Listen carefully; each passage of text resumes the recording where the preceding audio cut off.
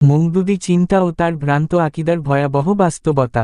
জামায়াতে ইসলামীর প্রতিষ্ঠাতা সাইয়েদ আবুল আলা মওদুদী এমন একজন ব্যক্তি, যিনি ইসলামের নামে এমন সব মতবাদ প্রচার করেছেন, যা ইসলামের মূল আকিদা ও নবুয়তের মর্যাদার সঙ্গে সম্পূর্ণ বিরোধী।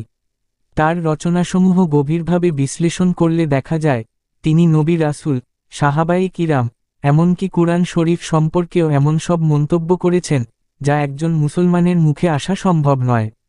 মওদুদী তার তাফহিমাত নামের গ্রন্থে লিখেছেন, সমস্ত নবীই গুনাহগার ছিলেন। আবার তাফহিমুল কুরআন এ বলেছেন, নবী ও সাহাবীদের মধ্যে লোভ, লালসা, ঘৃণা, কার্পণ্য, স্বার্থপরতা ও প্রতিহিংসার মতো দোষ ছিল, যার কারণে উহুদ যুদ্ধে তারা পরাজিত হন। এই বক্তব্য শুধু নবুয়তের মর্যাদার অপমান নয়, বরং ইসলামকে অবমাননা করার এক ভয়াবহ প্রচেষ্টা। তিনি আরও বলেন, কুরআন নাজিল হওয়ার 100 বছর পরে তা পরিবর্তন হয়ে গেছে। এই কথা তিনি বলেছেন কুরআনের 4টি মৌলিক পরিভাষা নামের বইয়ে, পৃষ্ঠা 14 ও 15-তে। অথচ আল্লাহ তাআলা নিজেই ঘোষণা করেছেন, আমি নিজেই এই কিতাব নাজিল করেছি, আমি এর হেফাজত করব। মওদুদী আরও বলেন, আমাদের নবী সাল্লাল্লাহু আলাইহি ওয়াসাল্লাম তার রিসালাতের দায়িত্ব আদায় ভুল ত্রুটি করেছেন। এই বক্তব্য তিনি দিয়েছেন তাফহিমুল কুরআনের 19তম খণ্ডের 286 পৃষ্ঠায়। তিনি এমনকি বলেছেন, নবী করিম সাল্লাল্লাহু আলাইহি ওয়াসাল্লামের মতো দাড়ি রাখা বা তার মতো কাজ করা হলো দ্বীনের বিকৃতি ও বিদআত।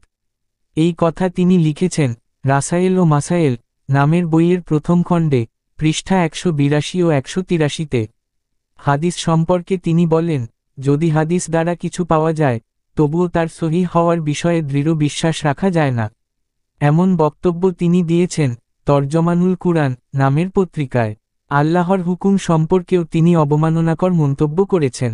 তার বক্তব্য, যেখানে নরনারীর অবাধ মেলামেশা থাকে, সেখানে জানার কারণে আল্লাহ কর্তৃক নির্ধারিত রজমের শাস্তি প্রয়োগ করা নাকি জুলুম। অথচ এই রজমের হুকুম স্বয়ং আল্লাহ তাআলা প্রদান করেছেন। ফেরেশতা সম্পর্কে তার ধারণাও ভয়ানক বিভ্রান্তিকর। তিনি বলেন, ফেরেশতা হলো সেই জিনিস, যাকে গ্রিক ও ভারতীয় মুশরিকরা দেবদেবী বলে মনে করত। তিনি বহু নবী সম্পর্কেও অসম্মানজনক কথা বলেছেন, যেমন হযরত আদম আলাইহিস সালাম নাকি মানবিক দুর্বলতায় আক্রান্ত ছিলেন। হযরত নূহ আলাইহিস সালাম দিনের চাহিদা থেকে সরে গিয়েছিলেন। হযরত দাউদ আলাইহিস সালাম নাকি এক বিবাহিত নারীর প্রতি আসক্ত হয়েছিলেন। এমনকি হযরত মুসা আলাইহিস সালাম নবুয়তের আগে কবিরা গুনাহ করেছিলেন বলেও দাবি করেছেন। সবচেয়ে ভয়াবহ কথা, তিনি নবী করিম সাল্লাল্লাহু আলাইহি ওয়াসাল্লাম সম্পর্কে বলেন, নবী মানবিক দুর্বলতা থেকে মুক্ত ছিলেন না, বরং তিনি নবুয়তের দায়িত্ব পালনে ত্রুটি বিচ্যুতি করেছেন। এমনকি তিনি দাবি করেন, রাসূলুল্লাহ সাল্লাল্লাহু আলাইহি ওয়াসাল্লাম সর্বজ্ঞ নন, নিজেরও কোনো কল্যাণ বা অকল্যাণ করতে পারেন না। এই বক্তব্য তিনি দিয়েছেন তার লন্ডনের ভাষণে, যা প্রকাশিত হয়েছে ঢাকা থেকে 1976 সালে।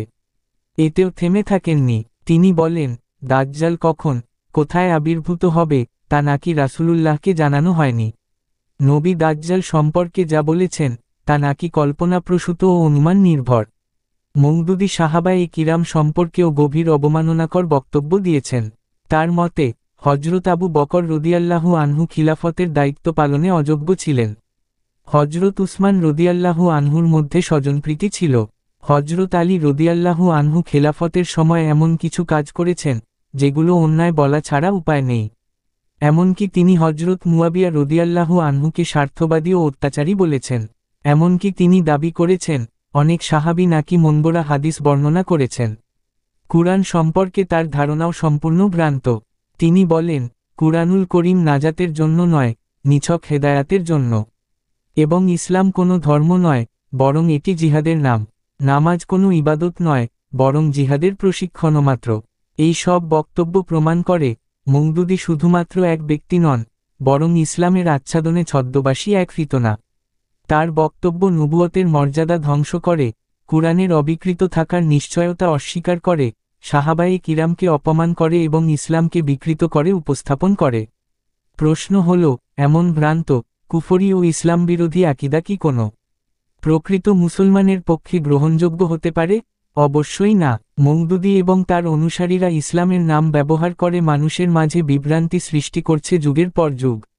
তাদের এই প্রতারণা থেকে মুসলিম উম্মাহকে সতর্ক করা, এবং তাদের ভ্রান্ত মতাদর্শ প্রতিহত করা প্রতিটি ঈমানদারের দায়িত্ব। আল্লাহ পাক আমাদের সবাইকে এদের ফিতনা থেকে হেফাজত করুন।